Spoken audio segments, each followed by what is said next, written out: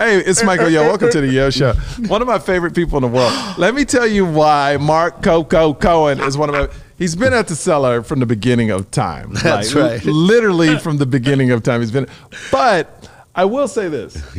A lot of comics when they come for the week, they get tired towards the end of the week and they go, I don't want to say they don't say I don't want to be here, but they're like, oh, another show. No. I've never heard. I've been working with Mark over a year. I never heard you say, oh, another show. Really? I've never heard you. You might have thought it, or too high to say it. It's you know what? It becomes like you have to do it.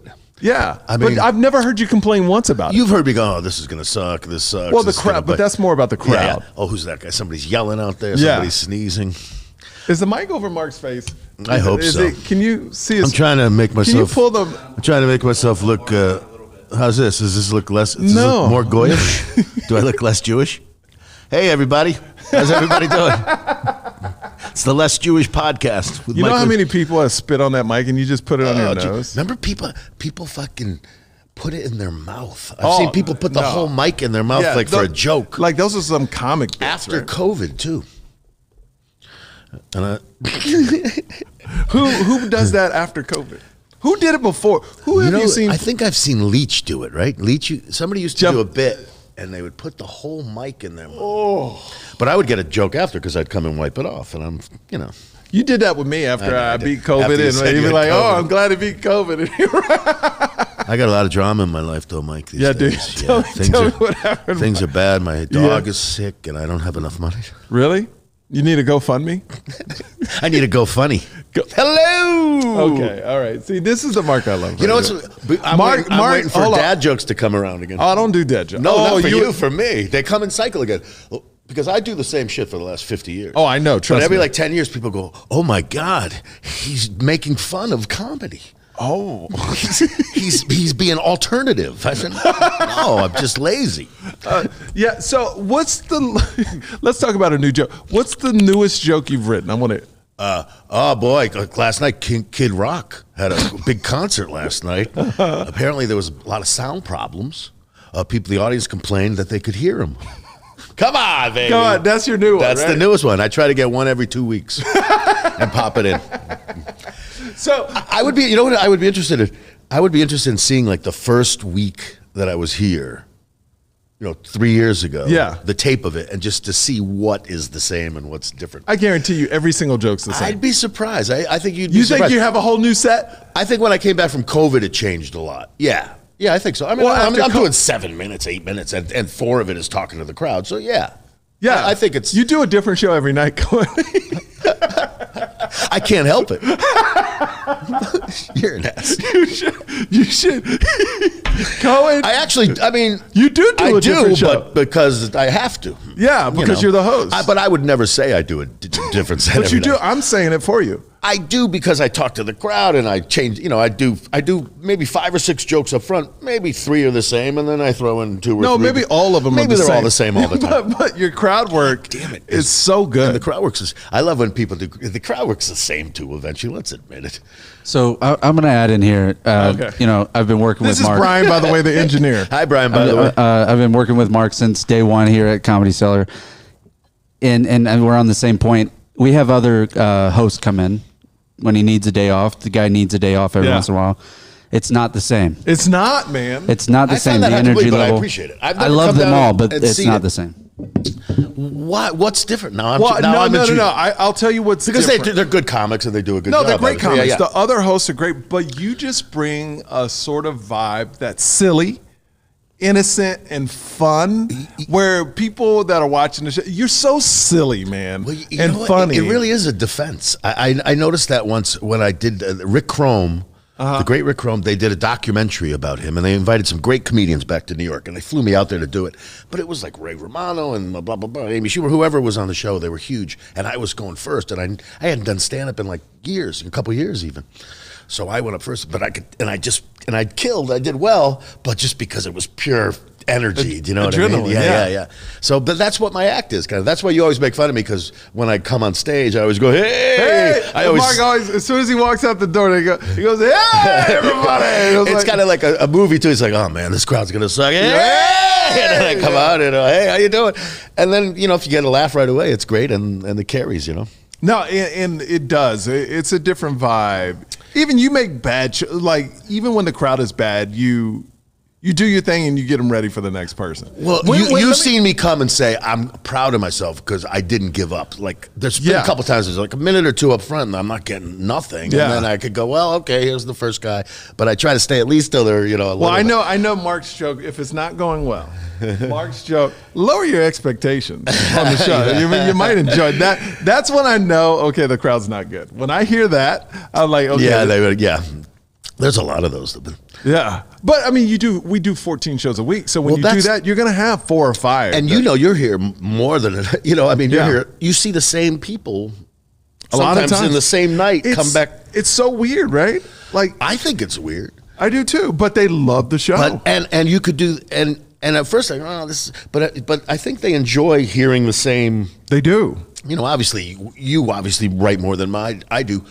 But if someone's going to come back every week, they're going to see some portion that's going to be the same because you're working on it. Mm-hmm. So but they enjoy it. I think it's like the classics. They go, oh shoot, he's going to do the bit about Blasian, or he's going to, I love this club so much because it's just the energy. Like on a good night, the energy is incredible in this room. Room is great, and sometimes, as you know, it's right from the beginning, and then it's perfect. The only thing this is lacking, and it's not the other.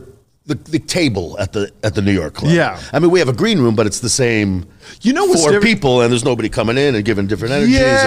Yeah, but I kind of like that too. Well, see, but you I grew up differently. I grew in my comedy career, that was the camaraderie. Was a table always, because you were there before it was a table? I don't even mean just the Cellar. I mean, at the other clubs too, you'd hang out at the bar. There was always people hanging out, and it's New York, so people are always coming in and out. You know what I mean? But that table, when did it become the table?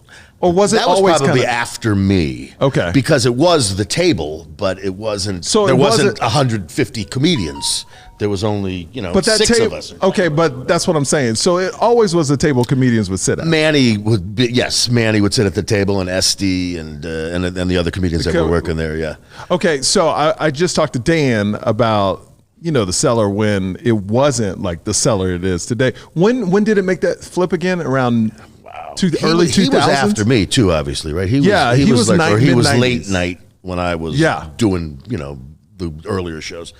And so, when did it flip? In the early 2000s, where it became the room? No, before. Like the place where. Well, no, it was always kind of the place. It was. Okay. Yes, even when there was just 3 or 4 clubs. I mean, the Improv I thought was the main original club, but then the Cellar came and became pretty instant. Like that's how I got into the Cellar, was being at the Improv. They called looking for someone. And there was no one there, so they. So what year? What year did you think like the Cellar became the Cellar? When did it? Because I don't know. Because at that time there was nobody. I mean, I would MC from 8 to 2, or 8 o'clock at night till 2 in the morning, and sometimes there'd be no audience for the first. Come on, I told you I should shut it off. Oh shoot! It's the Cellar. They fired. What is? So you would and Manny would make the waitresses sit in the audience and us do stand-up, so people walking by wouldn't feel weird about sitting down and coming in. So then it wasn't the Cellar it is. Like when, that's what my question is. When did it start to pop off? Mid-90s, late 2000s? Early 2000s, I would say. I probably started in... But you weren't there. Were you there for that, at the beginning of that? When I went, yes, it was it was a busy club, but there was only one of them, and we would do that club, and we would. Was that the one that's under the restaurant? Yes, the small 141. No, that's called McDougal. Yeah, that's the Comedy Cellar. That's the Comedy Cellar. That's the Comedy Cellar. So McDougal, the one that's so there's a restaurant. As far as I'm concerned, underneath. So it's just that club. Yeah, and then Manny owned the Cafe Wah next door, which was a music club, but we would do sets there as well. We'd have to go over there and make make a little money. But it was fun for me too, because I was a musician, and it was an amazing time. when did it become the Cellar? I think that was after me. I think when they opened up the other clubs, and probably, I'll bet you when Louis blew up. Yeah, when that, I bet you it was I bet you that all just coalesced into, I mean, how long ago was that? That was already 15, 20 years ago, probably, right? You think so? I don't know. Maybe. Is that longer? No, I would have thought less, but I'll bet you're right. It could be, though. Yeah, I mean, we're 2022, like 2007, 2005. That's like 1,700 masturbation sessions ago. Jesus. Did Louis ever masturbate in front of you? I really couldn't say that he didn't. I've known Louis a long time, and we were very close, and we had some crazy times. So I couldn't say he didn't, but if he did, he probably asked my permission. I am assuming. I love Louis, though. I mean, have you talked to him since the whole thing? I really haven't. No. I mean, no. I would. I wish he would come to the club. I mean, Oh yeah, he was in. I remember he was in Vegas like a couple weeks ago, and you were going. You know what? He might pop by. You just never know. I didn't. Really? I thought you told me that like a month ago. He was. I just said if he ever has been, I think he would stop by. Yeah. I don't know if he had been or not. And the same with Chappelle. I think Chappelle just found out we had a club here. Yeah, Chappelle definitely will pop by. Just put me on before him, because I don't want to. Just come the next day then. But Louis is, Louis was when the room was empty. I mean, I just remember Louis on stage just going into the mic for 10 minutes, and we'd all just be in the back, holding her. It was just so loud and hilarious. Was Louis a guy you said that dude's gonna make it, or what? Who was the guy? Well, I mean, at the time we were all the guys. I mean, it was Louis, Attell, me. Attell was big at the time, right? Attell was great. Yeah, Attell was just a comedian's comedian and an audience's comedian. Yeah. I mean, it was just putting out jokes like crazy, and Louis too. In a different way, Attell was kind of more one-linery at the time, even, I don't know. And Louis would just, like I said, was doing weird shit, being loud and crazy. But and Kevin Brennan, was funny, and everyone. It was just a different time. There wasn't as many comedians, and I used to lug around a guitar at the time too. So when you would host, you would bring up the guitar at the beginning of the show, or was it towards the end, or how would you work your set? See, I don't know. When I hosted there, I might have been done with the guitar already. But when I would do sets, I would come and even by the end, Rick would play the piano, and I wouldn't really play guitar as much. He would just know my stuff. I'm a burnout. He would feed me my jokes. He'd go, hey, blah, blah, blah, blah. And then I'd do that joke, and I go, oh, blah, blah. And he'd have a list of my jokes. And what was your most epic night at the Cellar? Because, I was talking to Dan, and he goes, well, Chris Rock, I've gone after Chris Rock. I've seen these people perform. Katy Perry was there. Was there ever an epic night where either like the biggest comedians in the world were in the club at one time, or was there an audience member that really got you stoked that they were there? Not really. No? Not that I can. No. I mean, there was always great comedians there. I mean, I remember... I don't know, I'll say it, but like Seinfeld, at like the second year of his sitcom, he came down, and I remember the crowd went nuts, but within like 2 or 3 minutes, he kind of was losing them like anybody would, you know what I mean? They started talking, I'm like, wow, it's hard to follow that too. And Robin Williams used to come down. It was always cool to stand. I wasn't great friends with him, but he would stand waiting to go on, and I was like, I'm standing next to Robin Williams, stuff like that. But, I can't remember. There was always like stuff like the Gaudis were next door or something like that, or somebody broke a bottle over somebody's head over here. But I remember once too, I don't know, do you know what wilding is? Mm-mm. There was something back in New York where supposedly gangs of youths would go and just punch people and walking down the street. And once I'm in front of the Cellar and I see this wave of people coming down, and they were doing that. They were wild, and I just like stood in the thing, and I escaped everything, luckily. And it was kind of like media created. I think some kids got caught doing something, and they're like, "Oh, they're wilding," and then so people started wilding. So, but there was the Village was amazing. I mean, I had been mugged a couple times with a gun in my head and stuff like that. After you performed? No. Just in that area, just in New York, I mean, just New York. But back then it was different. Like Times Square, you have no idea. Like Times Square now is like Disney World, Yeah, it was like a crack infested place, right? It was like a Scorsese movie from back then. I mean, it was dirty, but it was great, But I would go there, I'm like 17-year-old kid or 18, and I'd try to buy a joint from somebody, and they'd go, "Oh yeah, here's your joint," and I'd take my gun, So now, look, you've been doing comedy so long. Do you see you doing it for the rest of your life? I mean, is there an end for Mark Cohen in comedy, or? I mean, it was 10 years ago. I mean, I'm blessed to have this. And this is so and great. I never say blessed even. I think I got that from you. Yeah.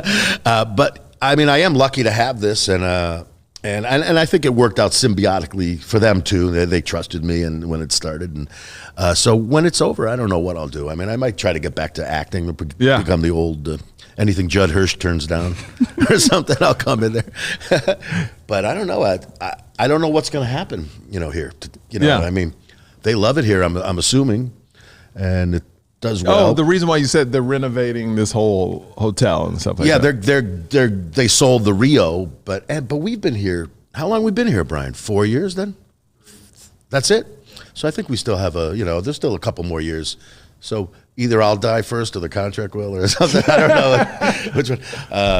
It does suck having that happen too. I mean, just seeing all these older comedians kind of, Yeah. It's like people I started with are like, they're going to be the next. When you're a class of comedians, like, oh, that's my class coming up. And now it's like, oh, that's my class going down. Hey, enjoy your podcast. Enjoy your drive home. But, we have fun back. It's just some people don't. You can tell here sometimes like some people won't hang out back there or something. But it could be from COVID. It could be they don't like this guy or that guy, I just find the mixture of personalities. What's different about New York and here, like you said, people pop in, do their sets, and they're gone. They don't really... In New York? Oh, here? In New York. Oh, in New York? Here, but there's always something It's always going, something going. Here, it's kind of like, not forced, but... You have to, because we're all waiting for the next show, and there's no other places to go. Well, I think it's too funny. I mean, I'm an MC, but people don't know their times here. Yeah. And I was thinking to myself, I was like, you would never not know your time not in New York. No. I'm at 10:22. You know what I mean? It's like, well, I mean, and I understand because they're on the road and they think it should be the same thing every day. But, Esther has her reasoning why she's doing it.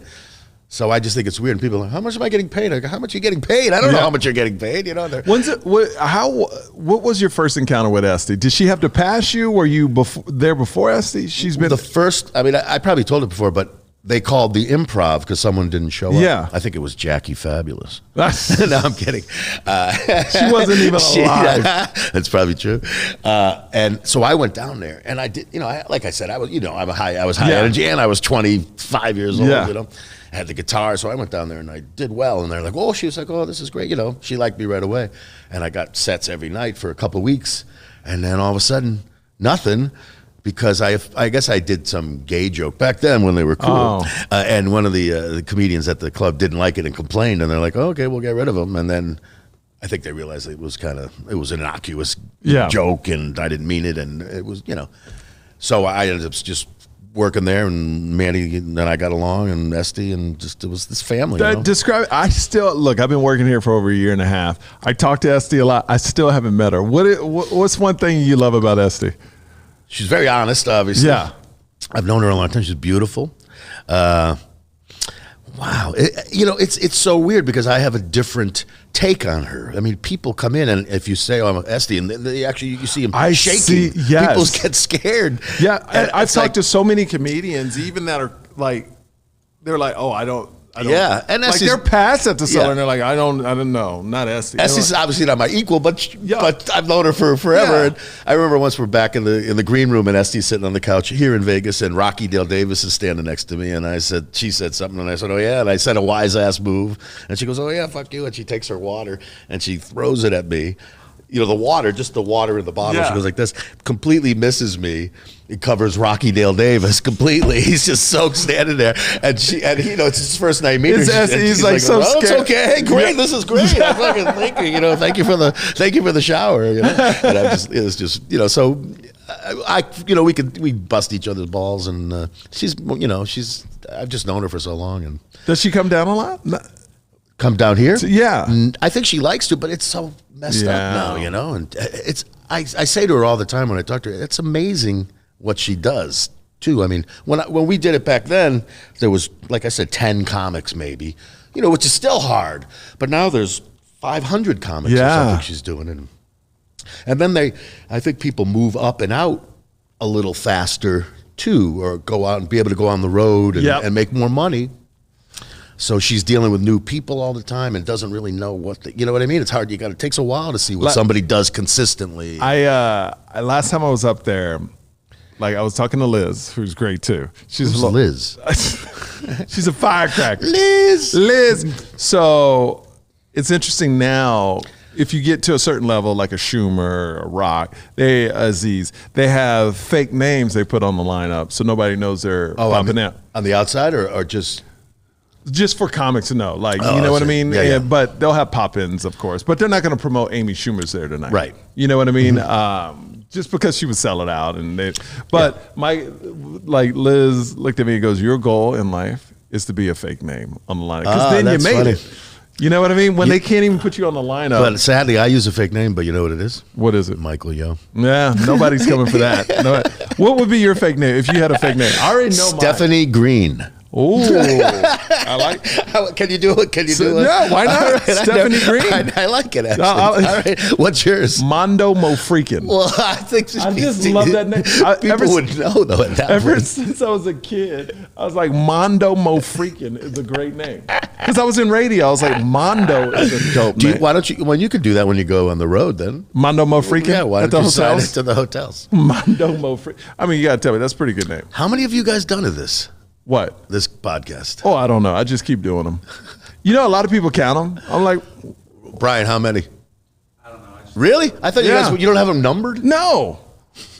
Why? And mine's still the number one, huh? Oh my God! Through the you know what? No, because I was the first one. Can I tell you? But yours would have been a lot better if Brian shot you right. Well, no, your camera was all messed up. Well, that's why. But that's why I was doing it too. The first one. Yeah. I mean, you know, you were a test. I was a test. You were a test. But now you're good. Now you're much better on this one, because the first one you weren't good at all. When you came, to the club after COVID, it's busier now, right? Oh my God, it's insane now. I don't remember. I mean, you remember nights we were doing like 30 people, 40 people. Never that little. 60? Really? Yeah. 20s. Really? 20 to 60. Now, there's not a night where there's not at least 100 and something. See, I've been on stage when this started with like 100, ended with 20. Yeah, but that's normal for you. Wow, yeah, I don't remember 30 ever. But you know what's I love the lap, man. This room, it's you know, you get used to doing it, obviously, but it's a huge. When it's full, it's full. But it's full. You have to treat it different than when there's 40 people or 80 people. I like the sweet spot for me is like 140, 150. I know the owners probably want 240. What is this, 240 or 220? I think it was like 240. Yeah. And but because it's so big, and there's a difference. People feel freer to talk or when whatever, it's big, the laughs, it takes a second to go back in because the back. I've been on stage where you get a big laugh. You feel two waves. It's like ha ha. Yeah. This room is really amazing. They did a pretty. You know, I never worked the other club in New York that this one's based on, which would be the Village Underground. Yeah. It looks exactly like I mean, I've been in it since we've opened, but I never worked there. Even that, I don't want to. I'm fine here. When I go to New York, they go, "You want to go on?" I'm like, "No." I killed back in Vegas. Are you scared to go on? Are you nervous to go on? Be honest. Yeah. Well, I used to be nervous here for the first long time. I would get nervous. Now I'm really not that nervous anymore. But if I went back to New York, I would definitely be nervous. And that's the first time I've gotten butterflies in probably like a couple years performing in New York. Well, it's also I'm used to doing whatever I do 8 to 10 minutes up front. So even if I'm doing longer, at like 8 to 10 minutes, I'm like, oh shit, I'm done. Internal clock, you know what I mean? Yeah. But you get used. You do it. Now you're a father. How do you love being a father? I love it. She's already 19 years old. You know? It's crazy. You'll see. It's fucking amazing. And you got a girl, just so people know. And I have a girl. She's doing theater. She's in the play Rent. She just got it. She just passed an audition, and she's going to play Maureen in Rent. And yeah, we're excited for her. She's, you know. When does she start? When's the first play? June, I think. That's awesome. You excited? Yeah. I'm nervous and excited, you know. That's awesome. She was in the songwriter showcase the other day here in Vegas, you know, with our pal Dennis. How'd she do? Good. It was her song. Somebody Somebody else. Don't cry on us, Mark. Don't cry on us, That was a Mark. burp. But you know, that's the only thing. I mean, but also at the same time, I'm older now too. I don't know if I would. People want to hang out sometimes after the show, and just go home. You know, Yeah, it's like, I'm out. It's a long night. It's And I've just found out I'm not working tonight, so this is even better. Yeah. You want to MC? Why don't you? No. I would be the Michael worst Yo MC. and friends. I would be the worst MC ever. But I know you say that's why I need to work on do it. And I don't think that's true, obviously. I would do all right. It's weird. Yeah. I think people are, I don't know, people are afraid to do it. And people are like, oh, if I do that, they won't get a week. And it doesn't work that way. I don't No. think, If you're funny, you're funny. In New York at the time, I assume it still is, I hope, that they used really strong acts as the MC. As opposed to the West Coast, they would kind of use the weaker acts. My first time up at the Cellar, you know who the host, Jarrett Fried, I think his name is? Oh, yeah. Yeah. Yeah, some of these guys I'm He was surprised that great, they host. Yeah. man. Yeah, And he Mike hosted the Yard show. hosts a lot. Yeah. I think he's really good. And who was John? And what I love, even the up and coming comics are hilarious. Like it seems like they have a show where they'll put all the up and coming ones too. You know? At times. Yeah. Well, yeah. I think sometimes they have to too. Yeah. I mean, not they have to, but people are out of town now. You know. Yeah, It's that's like the true. A people lot they of got comics are groomed traveling. and- Yeah. I don't know. I don't really. Sometimes I'll look at the schedule and I don't recognize a lot of the names because it's a different. You know they class. post our schedule in New York too What do on you the mean? wall. Oh, well, our schedule is on the wall. So On the wall or outside? on the wall, like inside where the comics look at their times. Really? Our schedule's up there, and so many comics were stopping me when I was at the Cellar, going, "Dude, you go up every night because we're on the wall." Yeah. Where all the other comics are, this club. So it's like you work all the time. Yeah, over. yeah. I mean, that worked out good for you and Yeah. them as well, obviously. You know. Yeah. And, I mean, but there's some great acts in town now, though. You know, I mean, you and Marcia Warfield. Yes. And, I mean, big. You know, people. everybody's coming here, and more people are moving here. So I hope not. I heard a really great host is moving here. All right, Mark, do you have any social? What do you promote? Anything or no? I put up our stupid pictures. You do, and you change the backgrounds? You're pretty Brian, good at that. It's very simple. People like photo. I mean, it's just a thing like background eraser or something, you know. But I don't. I mean, I am on Instagram and Instagram Mark. Oh, and you have songs out. Come on, Mark. I have like 30, 40 music videos All out right, on talk YouTube. about That's it. right. Talk I got about some it. with almost 100,000 views. That's what I'm saying. How do people find those, Mark? Mark Cohen on YouTube. Okay. See, Mark is the worst promoter in the world of your work. It's the best songs you'll ever hear. Not really, but Mark, the best songs Mark has ever sang. I have like 4 albums of comedy songs, and if I made one, it would be a great album. What's your favorite comedy song you've ever written? That I've written? Oh shit! Is That Okay? How does it go? I don't remember. You're terrible at selling. What's it a spoof of? It's a love song, and the chorus is "I want to bone your sister." Is that okay with you? That's What about the new song that's going to debut here soon? Oh, what new song? Well, no, it's not. I wrote a song called "All of My Friends Are Here." So I took all the pictures that we've taken over the years, and Brian and I, and we edited them into this video. But I don't know if it fits in. But we were talking about playing it before the show. Everyone has like a dirty name. You're in it. I forgot. What's my Mondo Mo Freakin'? No, you're Mondo Mofofo. What is he? Hey, would you blow me? What? So it's all these comedians, and I come up and I go, "These are my friends. Hey, would you blow me?" And it's the stupid, names like. Well, thank you for the "Hey, would you blow me." I'll change it to Mondo Frogogian, whatever the fuck it is. Mondo Falu. What is it? Mondo Mo Freakin'. Or I might change it to Mondo Yo Freakin'.